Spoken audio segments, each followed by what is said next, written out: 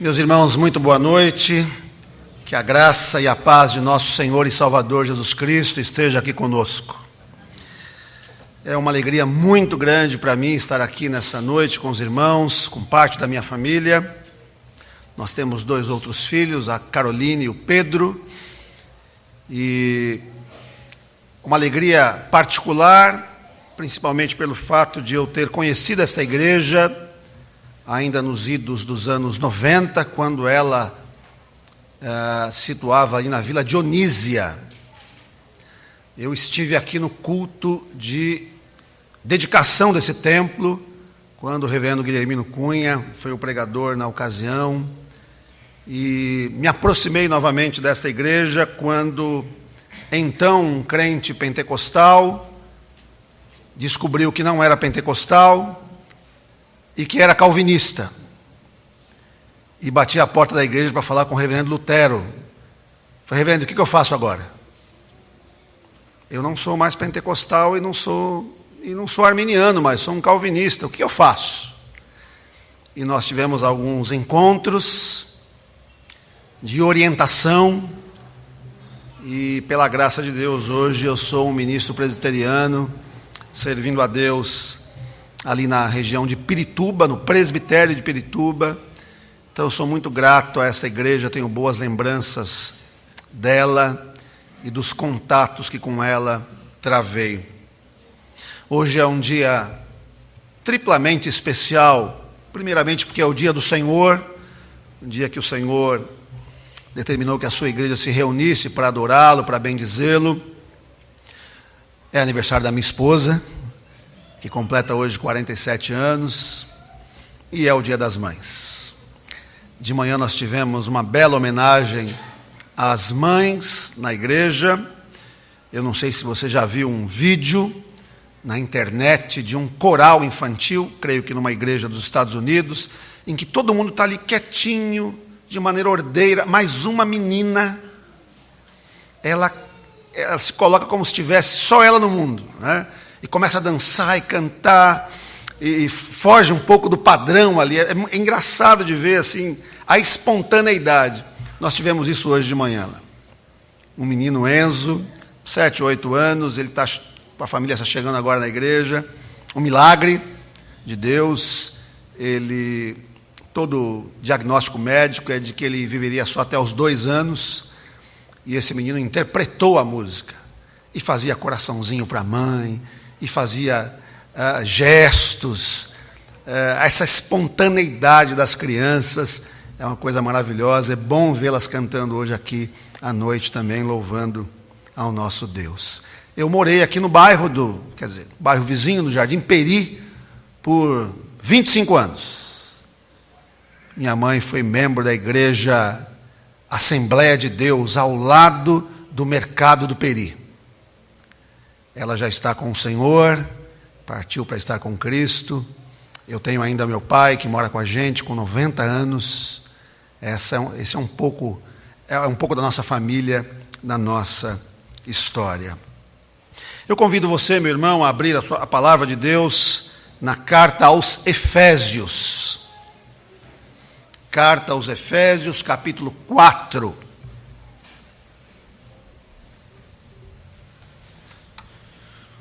Nós vamos nos deter apenas em 2 versículos deste capítulo.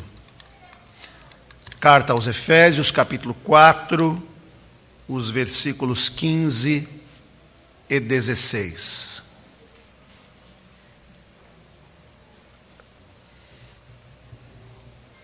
Nossos parabéns à igreja aniversariante, 44 anos de organização.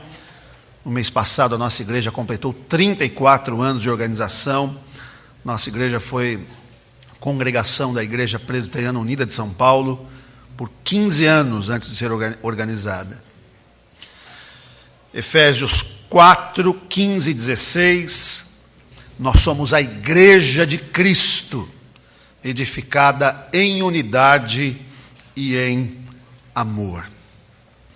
Mas seguindo a verdade em amor, cresçamos em tudo naquele que é a cabeça, Cristo, de quem todo o corpo, bem ajustado e consolidado pelo auxílio de toda a junta, segundo a justa cooperação de cada parte, efetua o seu próprio aumento para a edificação de si mesmo em amor.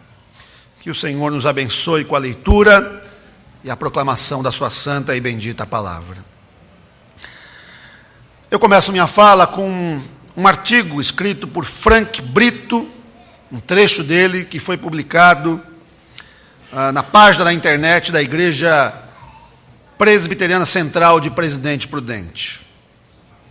Ele diz assim: um erro frequente entre cristãos modernos é o menosprezo e ignorância em relação ao que a Bíblia ensina sobre a igreja visível e institucional. É uma heresia que se manifesta de muitas maneiras, mas basicamente se resume à ideia de que não temos a obrigação de frequentar e ser membro de uma igreja, pois supostamente cada cristão já é igreja, onde quer que esteja, e qualquer aglomeração de cristãos também é igreja. E, consequentemente, basta apenas nos encontrarmos ocasionalmente com outros desigrejados para batermos um papo sobre Deus, que as obrigações bíblicas relacionadas à comunhão dos santos já terão sido cumpridas. Na realidade, na segunda vez que a palavra igreja aparece no Novo Testamento, já podemos observar o absurdo de dizer que cada cristão individualmente é igreja, num sentido pleno, ou que qualquer aglomeração de cristãos seja uma igreja. O texto de Mateus nos fala a respeito. Ora, se o teu irmão pecar contra ti, vai e repreende-o entre ti e ele só. Se te ouvir, ganhaste a teu irmão. Mas se não te ouvir, leva ainda contigo um ou dois, para que pela boca de 2 ou 3 testemunhas toda a palavra seja confirmada. E se não as escutar, dize-o à igreja. E se também não escutar a igreja, considera-o como um gentil e publicano. Em verdade vos digo que tudo o que ligardes na terra será ligado no céu, e tudo o que desligardes na terra será desligado no céu. Nessa passagem bíblica, o nosso Senhor nos explica como deve ser o procedimento por parte daqueles que foram seriamente ofendidos por alguém que presumivelmente é um cristão. Inicialmente, o ofendido não deve expor o ofensor, deve procurar resolver o problema a sós com o mesmo. O segundo passo, caso o ofensor não se arrependa do que fez, é chamar 2 ou 3 testemunhas para buscar resolver o problema. Novamente, o ofensor não foi exposto publicamente. A diferença é que agora há a presença de 2 ou 3 outras pessoas, e é só depois desse segundo passo que o problema é levado finalmente à igreja. E é aqui que nós precisamos notar algo crucial: todo o processo descrito por Jesus inclui apenas cristãos. A parte ofendida é cristã, a parte ofensora é cristã, as 2 ou 3 testemunhas também são cristãs. Mas é só no momento em que essa segunda etapa é vencida que o Senhor Jesus diz: então dize-o à igreja. Se um crente individual é um cristão, se um crente individual é a igreja já estaria envolvida na resolução do problema no primeiro passo. Se um grupo de cristãos, configurado de maneira não formal, também é a igreja, no segundo passo dessa lição dada pelo nosso mestre, a igreja também estaria resolvendo o problema. Mas é só no terceiro passo que o Senhor Jesus diz que a igreja estaria envolvida. A igreja inclui pessoas, mas a igreja também é, além de um organismo, de algo vivo, pulsante, uma organização. Também é uma instituição. Como então alguém que está fora da igreja, como alguém que não valoriza esta comunhão dos santos, pode resolver a ordem de Jesus em Mateus 18? Como é possível dar o terceiro passo da recomendação de Cristo, de levar o caso à igreja, se não há igreja? A Confissão Belga, um dos mais importantes documentos do protestantismo, resumiu bem a questão no artigo 28, o dever de juntar-se à igreja. Cremos então que ninguém, qualquer que seja a posição ou qualidade, deve viver afastado dela e contentar-se com sua própria pessoa, mas cada um deve se juntar e se reunir a ela, mantendo a unidade da igreja, submetendo-se à sua instrução e disciplina, curvando-se diante do jugo de Jesus Cristo e servindo para a edificação dos irmãos, conforme os dons que Deus concedeu a todos, como membros do mesmo corpo. Todos os que se separam desta igreja ou não se juntam a ela, contrariam a ordem de Deus. Feitas estas considerações iniciais, e eu gostaria que isso ficasse muito marcado, a igreja é um organismo, ele é vivo, mas ela também é uma organização, ela tem uma face visível, ela é organizada, nela há uma ordem. Nós passamos então a meditar em 3 apontamentos, verdades que eu creio que o texto que lemos nos apresenta. O primeiro deles é que a missão da igreja é da responsabilidade de todos.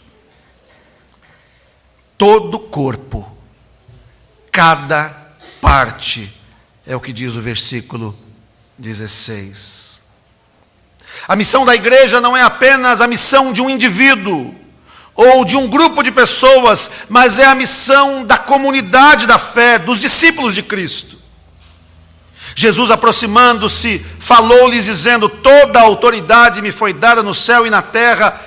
Ide, portanto, fazei discípulos de todas as nações, batizando-os em nome do Pai, do Filho e do Espírito Santo, ensinando-os a guardar todas as coisas que vos tenho ordenado, e eis que estou convosco todos os dias, até a consumação dos séculos. Conquanto haja aqui também o mandamento para que individualmente, cada crente em particular, nas suas relações múltiplas que desenvolve na vida, anuncie a palavra do Senhor. Nós não podemos perder de vista que nesta grande comissão dada por Deus, a igreja, o corpo de Cristo, a comunhão dos santos, esse conjunto de pessoas organizado, tem o dever de anunciar o evangelho, tem o dever de proclamar a verdade, plantando igrejas, fazendo missões, formando gente.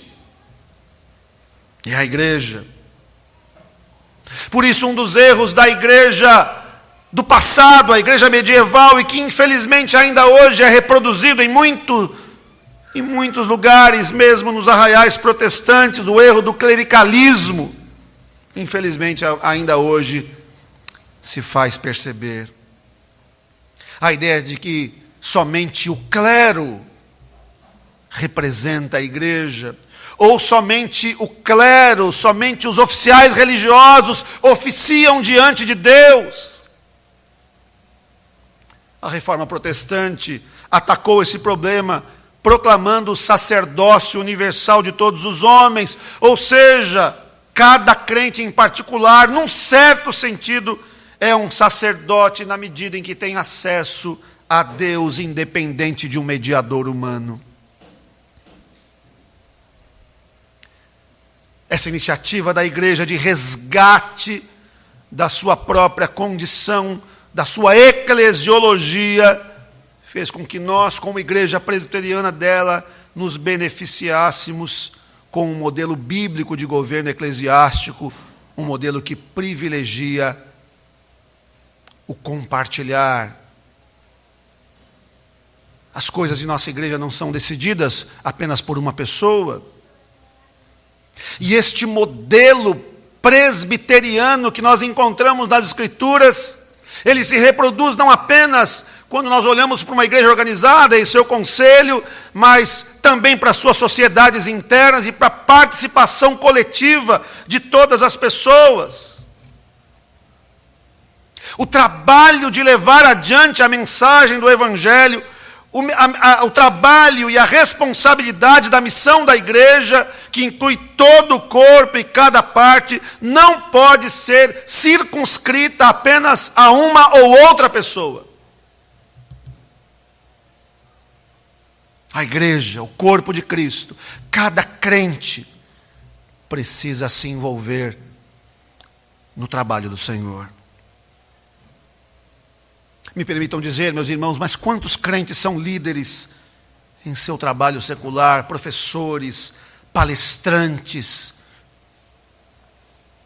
e na igreja se escondem atrás da desculpa que esse é um trabalho de presbíteros ou diáconos ou do próprio pastor, afinal nós não remuneramos para isso, e deixam de contribuir no corpo de Cristo com os seus dons e os seus talentos. Eu não estou falando para esta igreja em particular.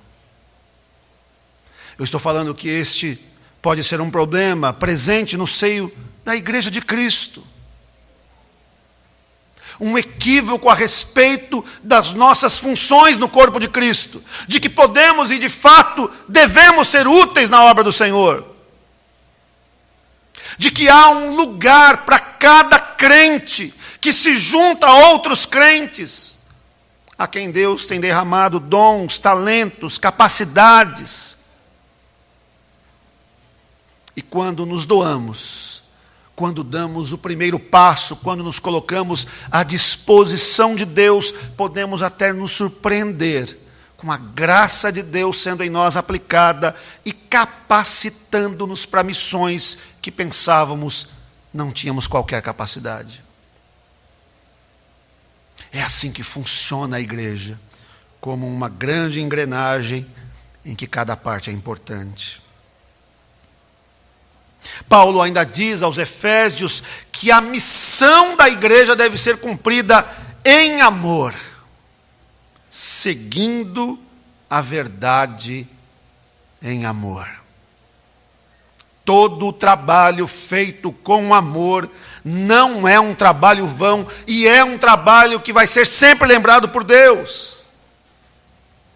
O escritor aos Hebreus, no capítulo 6, no versículo 10, nos diz: porque Deus não é injusto para ficar esquecido do vosso trabalho e do amor que evidenciastes para com o seu nome, pois servistes e ainda servis aos santos. O trabalho e o amor evidenciado para com o nome de Deus, no serviço aos santos, ao corpo de Cristo, não é esquecido pelo Senhor. Portanto, meus amados irmãos, sede firmes, inabaláveis e sempre abundantes na obra do Senhor, sabendo que no Senhor o vosso trabalho não é vão, ensina Paulo aos Coríntios na sua primeira carta, capítulo 15, versículo 58. Não há dúvida alguma que na obra de Deus, no exercício do ministério cristão, e falando do ministério num sentido mais lato possível, mais extenso possível, não apenas o ministério ordenado, nós também passamos por lágrimas e provações, nós também enfrentamos agruras e dificuldades, mas devemos ser motivados pelo amor. O amor que primeiro nos alcançou, o amor com que primeiro Deus nos amou, para que depois o amássemos. O amor pela obra de Deus, o amor pela palavra de Deus, o amor pelos irmãos, deve nortear, motivar as intenções do nosso coração e o fazer das nossas mãos. Nós devemos amar a igreja, porque Cristo a amou e a si mesmo se entregou por ela. Com todos os seus defeitos, suas mazelas, com todas as dificuldades advindas da nossa condição humana, das dificuldades de relacionamento que possam haver, nós devemos amar a igreja. Me permitam dizer de algo muito particular aos irmãos.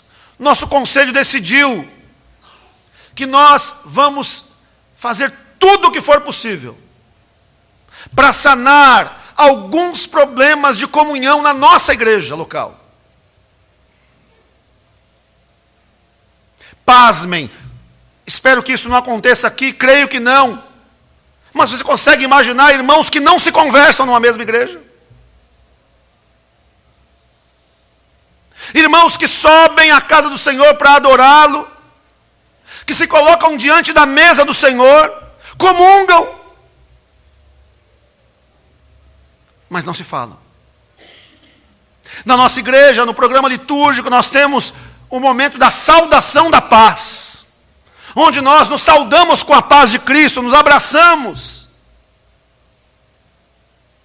É razoável pensar que irmãos possam se desviar um do outro, para não se abraçarem, não se saudarem.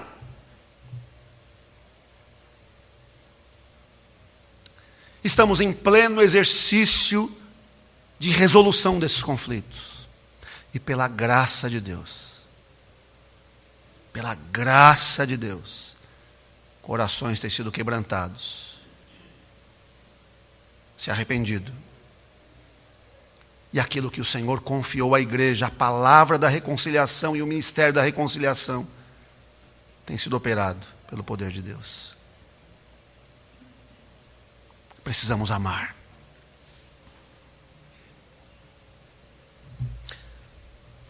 Algumas pessoas fazem obra do Senhor, infelizmente não a fazem com essa motivação.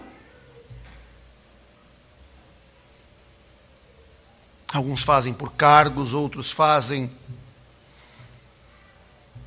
para aparecer.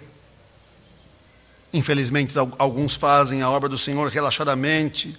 Também é verdade que alguns líderes tratam os seus liderados como empregados, como ditadores. Mas a forma de servir estabelecida por Deus na sua palavra é servir em amor. Amor ao dono da obra. Amor aos demais trabalhadores da obra. Amor àqueles a quem Deus traz, feridos, machucados, que entram pelas nossas portas, sentam ao nosso lado, nos bancos da igreja, que precisam conhecer o amor de Deus, precisam ser acolhidos. Aquele tipo de relacionamento que nós vemos lá no começo da igreja primitiva e que chama a atenção das pessoas. E o texto diz que Deus mesmo ia acrescentando aqueles que deviam ser salvos. Mas nós precisamos fazer a obra do Senhor em amor. Paulo também ensina, em terceiro lugar, que a missão da igreja é, além de pregar o evangelho visando, em primeiro lugar, a glória de Deus e depois a salvação dos perdidos, pregá-lo e ensiná-lo para a edificação do corpo de Cristo. Ou seja, uma outra necessidade, uma outra faceta da igreja de Cristo é pregar o evangelho, é ensinar o evangelho para a edificação dos seus próprios membros. Quando um ministro do evangelho, um oficial eclesiástico, se levanta diante do púlpito e lê e proclama a palavra de Deus, quando um professor de uma das classes da nossa escola dominical vai dormir tarde no sábado, fazendo os últimos ajustes em sua aula, e pela manhã do domingo expõe a palavra de Deus aos seus alunos. Quando líderes das sociedades internas preparam uma palavra devocional para os seus sócios, que se reúnem para louvar ao Senhor. Quando um pastor prepara a pastoral para o boletim, ou prepara a liturgia, que será seguida no culto divino. Quando o grupo de louvor ou o coral da igreja ensaiam hinos, cânticos, para que a congregação louve ao Deus triuno. Em cada uma dessas situações se vê o cuidado de Deus, através das ações da igreja, visando edificar o corpo de Cristo, edificá-lo em amor, alimentar o rebanho do Senhor.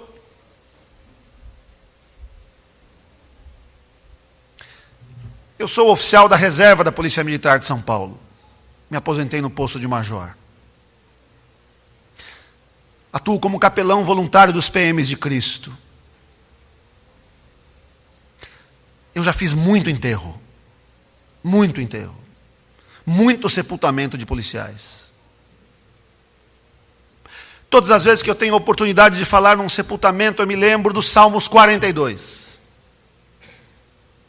Como suspira a corça pelas correntes das águas, assim por ti, ó Deus, suspira a minha alma. A minha alma tem sede de Deus, o Deus vivo. Quando irei e me verei perante a face de Deus? Eu gosto de pensar que o salmista nos faz uma pergunta para a qual nós não temos resposta. Quando iremos? Não sabemos. Quando iremos? Mas nos propõe um estilo de vida enquanto não vamos. E que estilo de vida é esse? Uma vida com sede de Deus. Mas a grande questão é que no coração de cada ser humano existe uma sede interior. O problema é que só existe uma fonte autorizada de onde jorra água limpa, que pode saciar a sede da alma, e essa fonte autorizada é Cristo revelado nas Escrituras. Quando a igreja se esmera na proclamação do Evangelho, na preparação de líderes como professores, quando o ensino, a pregação da palavra de Deus, quando a Escritura é prioridade numa igreja, a fim de que o povo de Deus seja edificado, nós vemos nisso o cuidado de Deus em derramar amor sobre o seu povo. Um amor paternal. Não permitindo que o seu povo viva uma vida estéril, uma vida onde a fome e a sede são a tônica, mas uma vida em que sejamos saciados pela graça de Deus. E nós, cada crente, pode ser partícipe nesse processo de edificação mútua, de pastoreio mútuo, de cuidado uns com os outros. Nós pregamos o Evangelho visando a glória de Deus, nós pregamos o Evangelho visando a salvação dos perdidos, mas também pregamos e ensinamos o Evangelho para a edificação do corpo de Cristo, para que o rebanho do Senhor esteja sempre alimentado.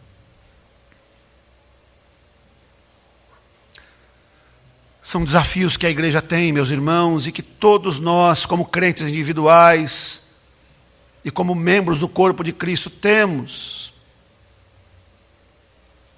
Nós precisamos viver essas realidades apontadas pelo apóstolo Paulo.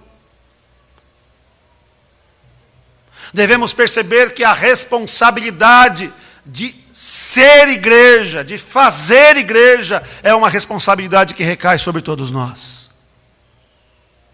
Cada crente individual, mas cada crente individual unido a outros crentes, formando o corpo de Cristo. Devemos perceber que essa obra deve ser feita em amor. Amor a Deus, amor uns aos outros, amor ao próximo. devemos perceber que a proclamação do Evangelho, o ensino da palavra de Deus, devem glorificar a Deus, edificar, aliás, alcançar os perdidos, mas também edificar os crentes. Esta é parte da missão da igreja, uma missão que é de todos nós. Nós somos a igreja de Cristo, edificada em unidade e em amor.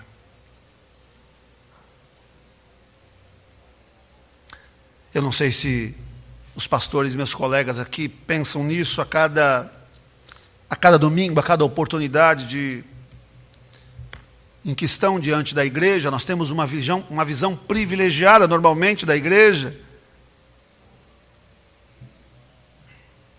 Mas, invariavelmente, todas as vezes que eu me coloco diante da minha congregação, eu fico a pensar, quanta gente já passou por aqui? Quanta gente já esteve unida, sentou-se nesses bancos? Quantas vezes as vozes dessas pessoas se fizeram ouvir num templo, cantando, louvando ao Senhor? Quantos desses estão afastados do Evangelho, perdidos em seus próprios caminhos, em seus próprios pensamentos? Só é possível viver essa unidade em amor, uma unidade de serviço e de comunhão. Só é possível viver isso por Cristo. Só é possível superarmos as diferenças que fazem de cada um de nós seres humanos diferentes uns dos outros, pela graça de Cristo. Só é possível vivermos e trabalharmos e nos alegrarmos da comunhão do corpo de Cristo, porque um dia Cristo se entregou no Calvário por nós. Morreu para que fôssemos um. Orou para que fôssemos um. O que dizer a uma igreja que completa 44 anos? O que dizer a irmãos em Cristo, que como eu, um irmão em Cristo, precisa olhar para si, precisa encarnar estas verdades que a palavra do Senhor nos aponta? Como fazer a obra do Senhor, como me dispor, como me entregar, como oferecer os meus dons e talentos, como percebê-los, como amar de maneira como Cristo amou. Um amor desmedido, inflamado, como o poeta cristão um dia escreveu, Jorge Camargo.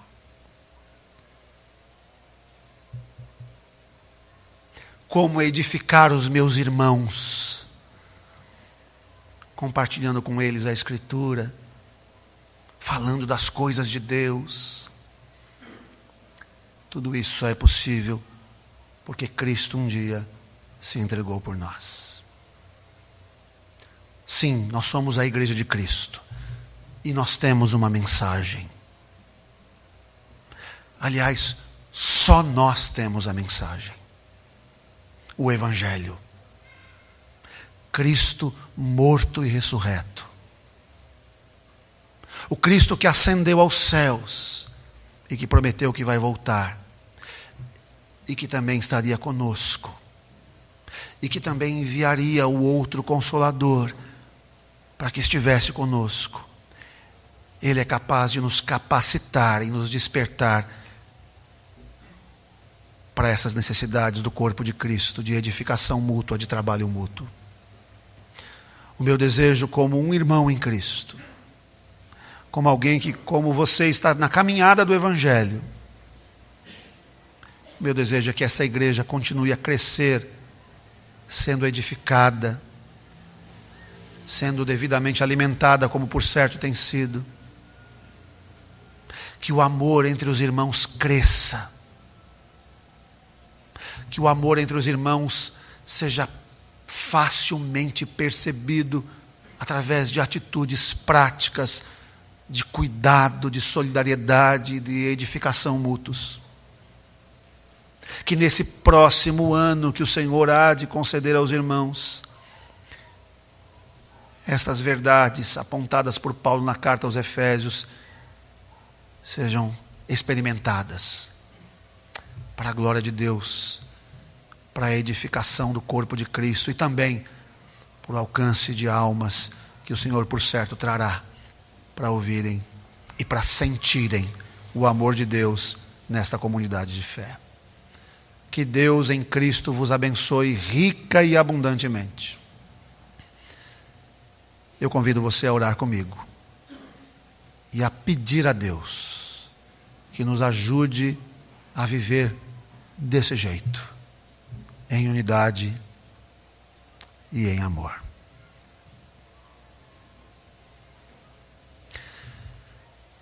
Pai bendito, nós vivemos em um tempo em que os valores, em que as pilastras e colunas que funcionam como balizadores da vida têm sido desprezados pelas pessoas. Vivemos um tempo em que despreza verdades absolutas. Naturalmente, Senhor, desprezam a Escritura Sagrada como sendo a verdade revelada do Senhor. Temos visto, ó Pai, a Igreja de Cristo sendo até mesmo ridicularizada e atacada por aqueles que outrora estavam em nossos arraiais e que hoje, até numa atitude arrogante, acham que podem viver melhor a comunhão do corpo de Cristo afastados da igreja. São desafios, ó Pai, que esta vida, por alguns classificada como pós-moderna, nos impõe. Mas nós somos desafiados nesta noite, através do apóstolo Paulo, escrevendo aos Efésios, a enxergarmos a necessidade de cada um de nós trabalharmos, nos envolvermos, nos empenharmos na obra do Senhor. Porque esse trabalho é um trabalho feito com muitas mãos.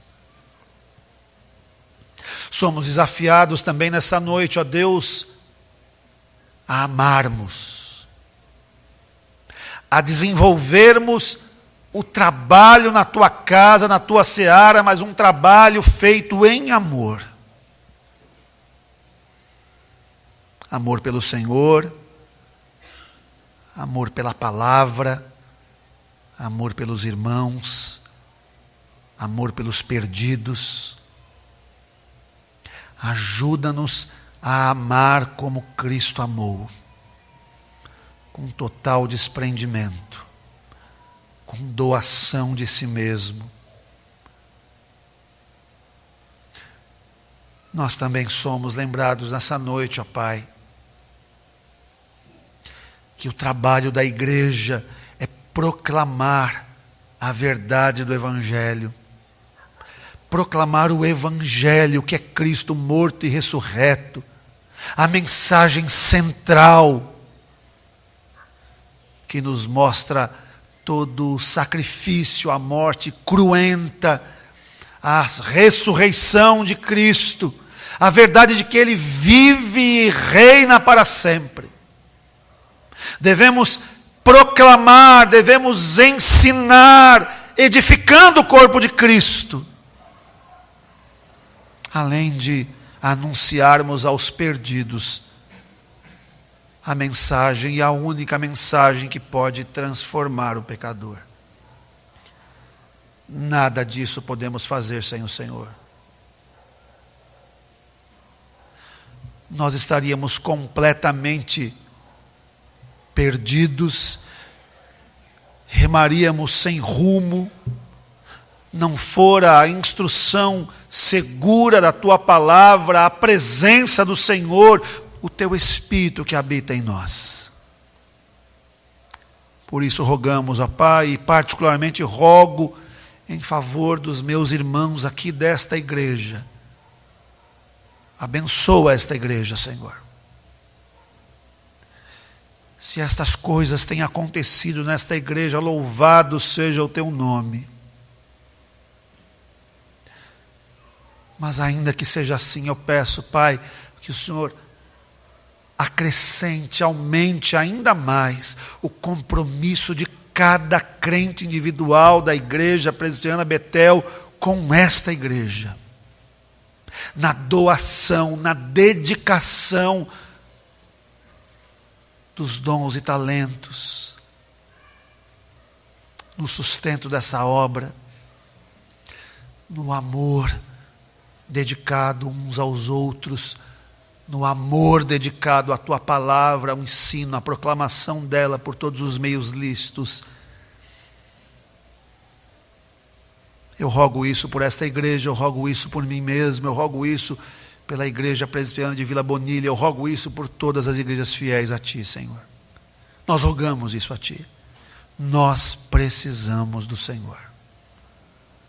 Sem ti, nada podemos fazer. Ajuda-nos, pois, Senhor, para a glória do teu nome, por alcance dos perdidos e para a edificação do corpo de Cristo. É a oração que lhe fazemos nessa noite e a fazemos em nome daquele que vive e reina para todo sempre, o Senhor Jesus. Amém e amém. Que Deus continue abençoando os irmãos. Muito obrigado pela oportunidade. Nós trazemos o abraço da nossa igreja, a Igreja Presbiteriana de Vila Bonilha. E o reverendo Adi esteve conosco há pouco tempo pregando, foi uma bênção, edificou muito a igreja. E é muito bom estar aqui. Muito obrigado.